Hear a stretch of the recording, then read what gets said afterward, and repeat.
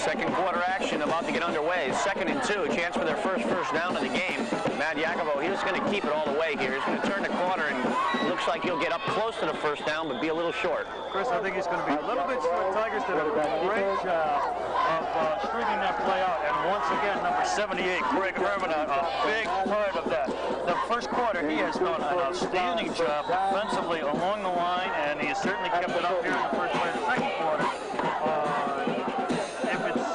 It is a first down, but it's by about the nose of the football. And Greg Herman coming down the line did a very, very good job with that. And you like to get good play out of your leader, one of your captains, Hermanat. First down, it's Ashley, I believe, and he didn't run hard. He stopped on that hit instead of putting the shoulder down.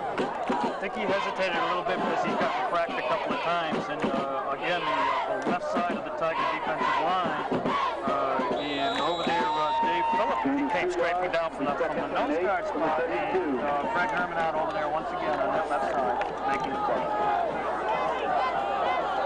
And it'll be 2nd down, a short 8. And he'll come back to the left with Mundell, and Mundell gets a decent pickup.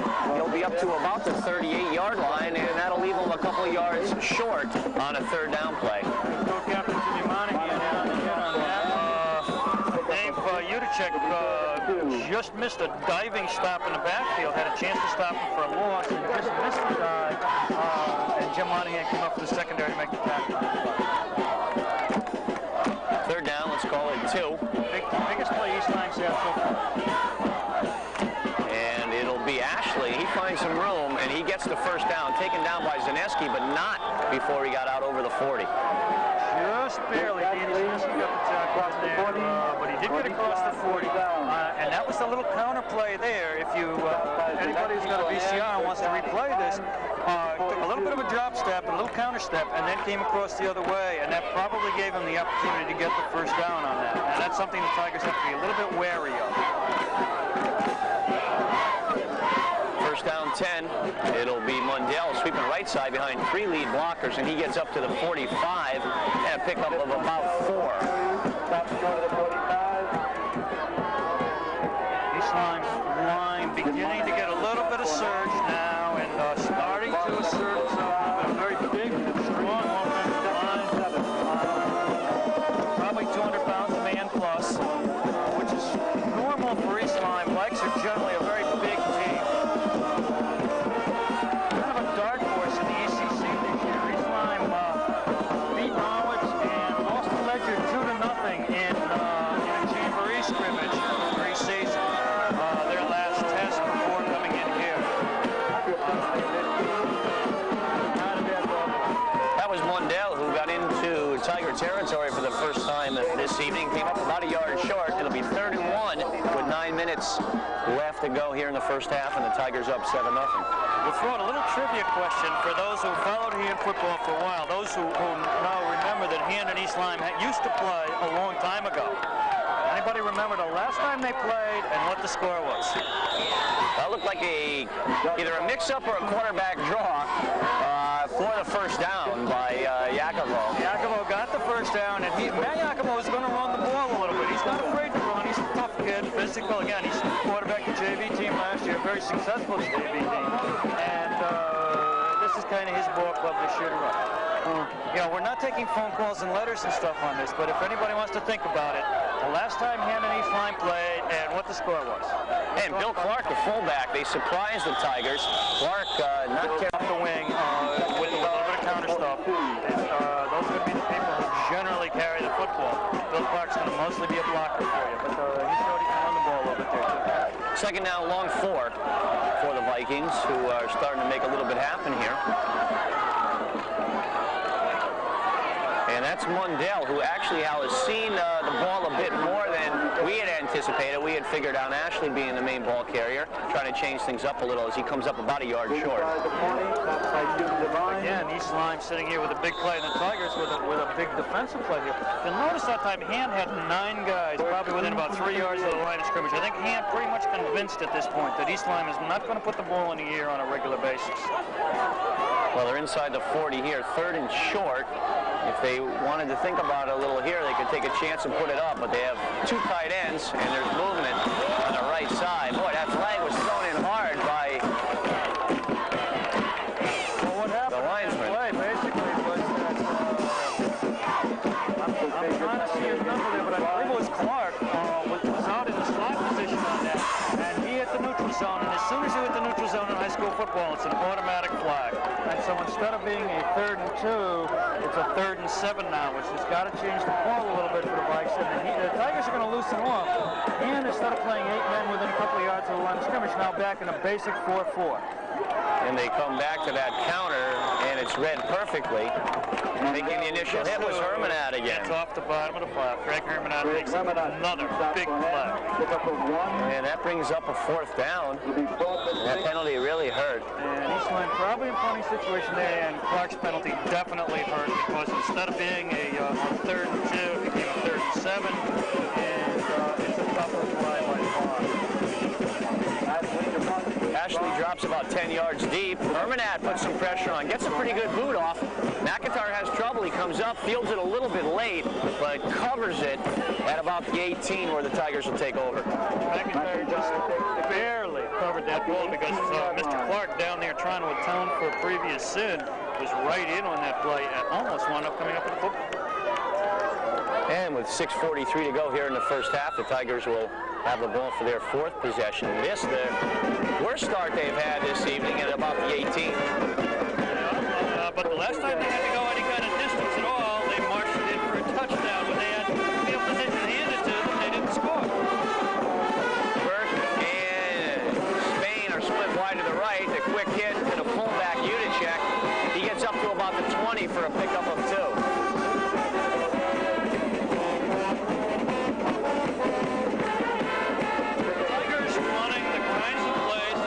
Hand run 3-4 years ago when they had some quicker people. We have not seen hand with speed in a while. And it's even more interesting because the fastest guy isn't here. That's Johnny Burrell. John transferred in from North Branford. The son of Pete Burrell is the was the breakaway back the Tigers were kind of looking for. Got a whole bunch of people blowing whistles.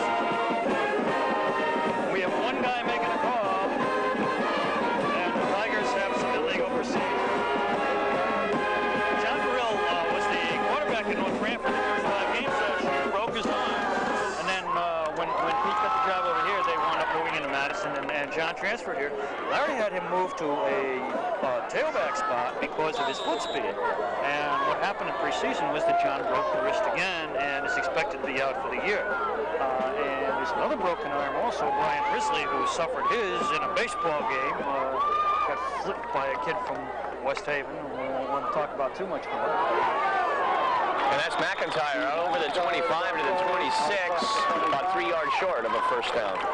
But both of those guys, and then Chris Flanagan with the bad back, also possibly out for the season. Other than that, Tigers totally healthy tonight. But those 3 guys are people who Ian would like to have had around.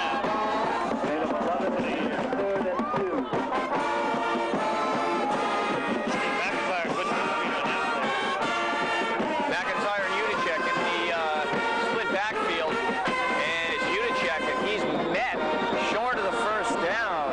Slicing in there, Scott Bowden. Dave Udacek had about 155 or 160 pounds tops. Is not going to be your grinded-out type fullback. He's going to have to do it with quickness and guile and foot speed, and beat somebody in the corner or whatever. He's not going to be the guy who puts his head down and gains you Steve Curtin type yards or something. 4th down and 1 as the Vikings drop back. Jeff Devaney, it looks like, number 11, and Mundell also.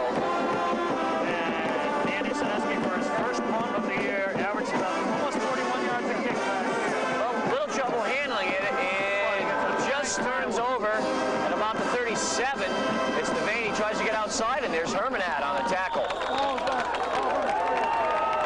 38-yard line, 1st and 10 for the Vikings with 4:08 to go here in the first half.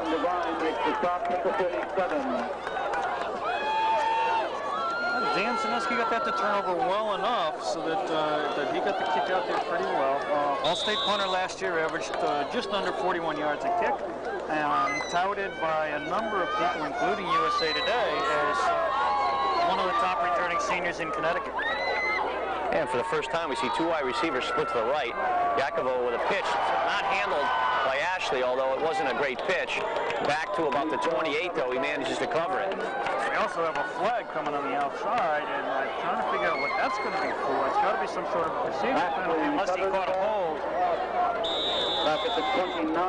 No, he's just throwing a beanbag out there for a spot. Because he just picked it back up. Would you pick the flag back up? So he must have thrown out a beanbag out there for a spot. I guess he did, because they lost 8 yards. The offensive player who recovers the fumble, if he's the guy who fumbled, he can pick it up and advance it. Right. Over the middle, a little screen to Clark, the fullback. He puts his head down and barrels his way out over the 35 up to the 38-yard line. Chris, that's an old-time play. I don't remember the last time I saw a middle screen run. Do you? Probably I've seen a couple run in the NFL, but not too many in high school or college. Boy, it's a long time since I've seen that play run, especially that. It's probably a little easier to teach to high school kids than some sort of outside screen. And you got to worry then about linemen getting downfield and the whole bit. So I think that one's probably a little easier to teach. A nice little wall setup, actually. Wasn't a bad little play. I think we'll see it again before the evening's over. Yakovo looking deep, has a man open, and it's caught by Mundell. Sineski mistimed it, and it'll go in for the touchdown. That was just a simple one-on-one. About a 62-yard strike. And Sineski, you're right, he just mistimed the jump because there was a one-on-one play all the way. And Sineski gets up and makes the knockdown, which he thought he was going to do fairly easily. It's a harmless pass. And he just mistimed it. I'll be curious to see the replay, though. I am not sure. Mundell may have given him a push in the back. It's a distinct possibility. Okay, so we can maybe take a look at that when we replay it. We're not going to argue that part of it, but if he did it big time. He did it very, very, very, very well. And Devaney will do the kicking. And we could have a tie game here with 2:27 to go, first quarter. And the kick is up, and not a lot of leg, but it gets through.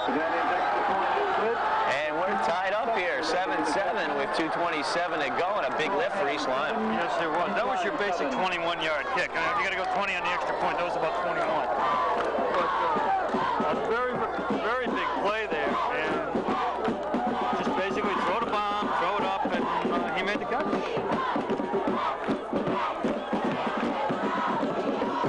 Interesting situation here, Chris. Tigers have dominated the first half, and yet they find themselves in a tie, making a couple of mistakes here and there. One big mistake defensively and a couple offensively. How many times do you see it happen, Hal? 3 or 4 opportunities, you come away with one score. And quite often the other team's going to come back on you. Yeah, this happens.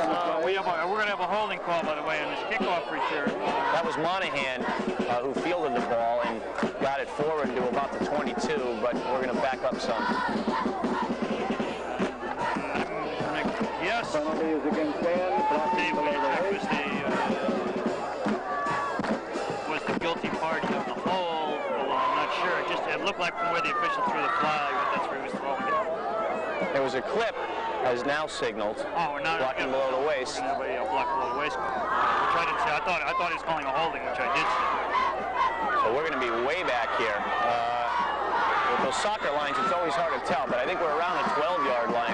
Am I right, Hal? Yes, that looks about right. Okay, Sineski out to the side, overthrown, intended for John Burke.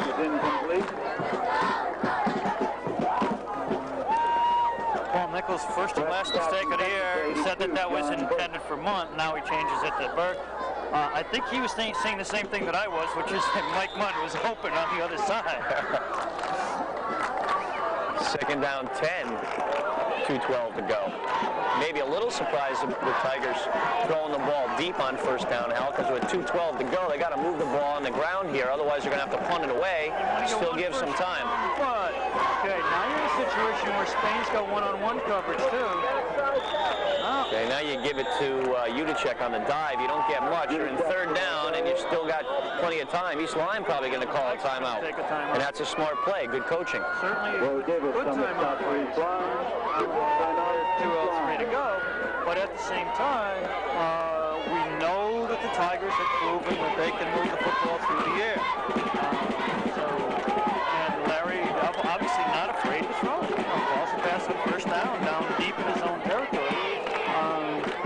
And basically now needs the 10-yard pattern. And so far the Tigers have not shown that they have that particular pass play. They've shown that they can throw fairly short, and they've shown they can throw deep across the middle. You want to see what they can do on the 3rd and 10 play.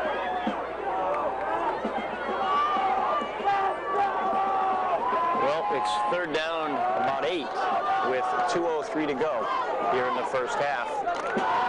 There has been an East Lyme timeout. And this will be big for the Tigers here because otherwise the Tigers will have to punt, and East Lyme will look to get probably field position inside Tiger territory with a minute and a half or so left. Certainly has that possibility. Flag fairly limp right now. Well, it does feel like a little wind coming west to east. So maybe a slight wind at the back of East Lyme. Zaneski having to throw into it, just a bit of a wind. Burke and Spain are split out, and they'll give it to McIntyre. He's tripped up at the 15-yard line, and that was Scott Boughton, 41, I believe. Yeah, tried to run the sprint draw, and they have not convinced East Lyme yet that they're going to throw the ball enough so that they can get that set up. Quick timeout by East Lyme. They're second, 1:57 to go, and the Tigers will be punting it from very deep. Just outside the goal line is where Zaneski will have to line up to get this one off. Gain on the last play of 2 yards, bringing up 4th and 6. John Hevesy, who has one more little attribute that he can show college coaches now, doing the deep snapping for the Tigers. John probably going to be as recruited as anybody at hand has been in, say, the last 5 years, I would guess. A lot of people have to be looking at him because you just don't teach people to be naturally 6'5", 285 pounds. Especially a guy, Chris, I know you saw him in baseball. He's a kid with pretty nice feet, and he doesn't look like he weighs 290 pounds. No, he's very agile, coordinated. He looks to me like those are all the tools necessary. He looks to me like he weighs 245, 250. People tell me he weighs 290. I couldn't believe it. He holds it very, very well. He's just one of those people who's just a big guy. Now, when he gets the strength to go along with that, he's going to make somebody a hell of a Division I lineman. Speaking of long snappers, Mike Ciotti and Yale, they open up tomorrow. Good pressure, but Zaneski gets it off. And this is maybe a bad move here, letting it bounce, because that's going to cost them 15 yards, maybe more. That was the play to make, was the fair catch on that, because the Tigers did have coverage down there, but he had plenty of time to fair catch it, and he just did not do so. And the result is that, from the 15-yard line, you're talking maybe a 51-yard punt. Yes, sirree, back to the 34. And the result is that Danny Zaneski kind of kicks the Tigers out of trouble. Definitely. With 1:40 left, East Lyme's going to have to move. We'll see them throw the ball a bit on this series, I would think, as Jacobo comes back with the screen to the left, trying to set that up.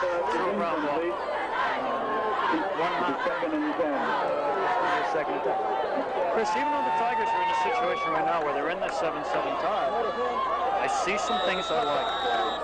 I don't know about you, but I see some pieces falling in. Just some little things that they did on special teams and the ability to throw the ball and some things like that look like might have itself a pretty good football team this year. I'd have to agree. They look like they have a pretty good mix. They have some size, some speed, people who can catch the ball. And Jacobo looking deep, and Zaneski has it picked off, and may have some running room, but takes it inside. Had some running room to the outside if he had taken it down the right side. He never had a chance to get out there. He did make up for the faux pas a little bit earlier, and he came back, and that time he did not leave his feet. He did not lose his concentration. He just went up and took the ball and made the play.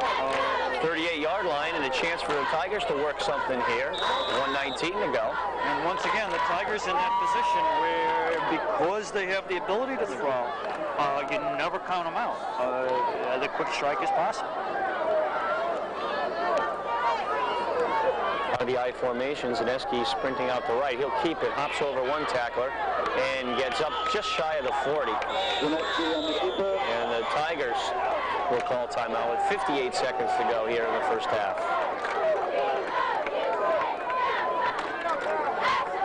One of the things you want to see the Tigers do a little bit more is maybe start to think about getting the backs into the pass patterns, because pretty much now the pass patterns are predictable. You want to see a situation where you maybe occasionally throw to Steve McIntyre, you occasionally throw to Dave Whitaker. You make something along that line happen just to kind of cross people up a little bit, and so that you're not starting to run into the zones where all of a sudden a Spain or Burke or Reardon is getting double coverage. I know I've said that in years past. It doesn't seem like many high school teams throw to their backs coming out of the backfield. Occasionally they'll flank them or slot them and throw a pass. I don't know if it's because you need a little extra time with pass blocking or what, but very unusual to see quarterbacks throw the ball. Nice catch there by Reardon on the slant.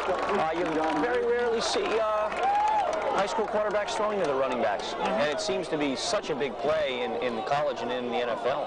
That, by the way, is my favorite high school pass pattern right there, is that slant, because that has a chance to go for touchdown. Lofting it up for Munt. Oh, in and out of his hands at the 30. And number 42 got beat on that flag. Well-timed throw is right there. Outstanding pass. Maybe as well thrown a pass as he's had all night. Because he had to beat the defender, he had to loft it a little bit, he had to take a little bit off the pass, and he did all of those things. Chance to make a call here, Hal. 4th and 1. You're at the 47 with 36 seconds left. You don't make it, you turn it over right there. I think they've got enough confidence, though, that they're going to go for it. I'm going to throw it.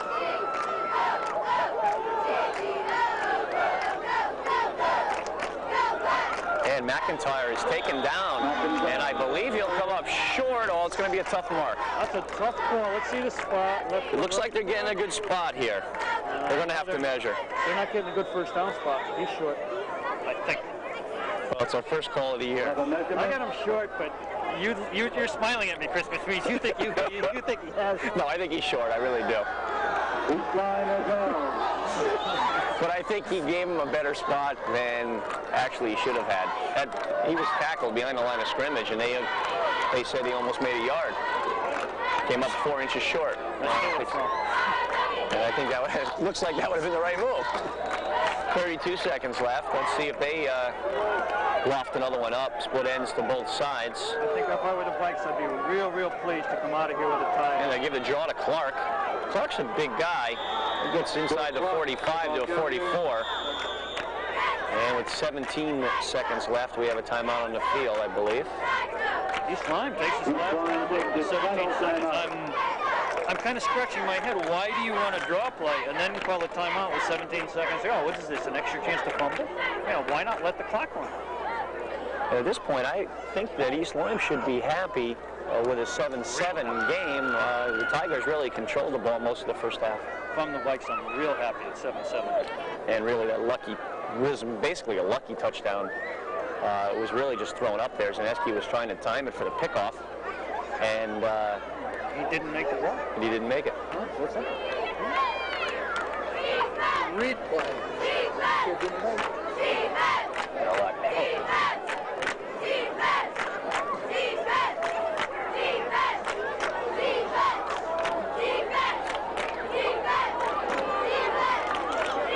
Tiger coaches are heading downstairs, so I don't think he's going to be pulling out any plays, Chris. Should they get the ball back here sometime in the last 17 seconds, I think they might play odd 4 down, which is what East Lyme should have done. 17 seconds. It's 2nd down, and it's Mundell. And Mundell is stuffed at the 43-yard line. Clock running down to 6 seconds. They're going to try to get another playoff, Howard, but I don't think they're going to be able to do it. 2. No gain. 2 seconds. They needed a spot. 1, and they're not going to get it off. And we'll go to the locker room, Hal. I know you're laughing. It's 7-7 between the Tigers and the Vikings, and we'll be back. The opening kickoff for the second half here, and right now they're drawing the raffle numbers, which Hal and I bought another $5 worth or another couple of yards, and we figure by now that we're due about a Cadillac apiece because we've supported it for X amount of years and have yet to win, not even the second prize. $100 for the first prize tonight, $30 for the second. One of these nights, Hal. One of these nights, Chris, they're going to win. We're going to take it right over to the Woo and spend it there. So. Well, your thoughts, Hal, on the first half? We got a 7-7 ball game. I think East Lyme's a little bit lucky to be in a 7-7 ball game. Vikes, again, they're a very physical team, very strong, and yet, interestingly, the way East Lyme scored was to throw a bomb, time play, the pass got a little bit behind Danny Sineski, wanted to try to knock it down.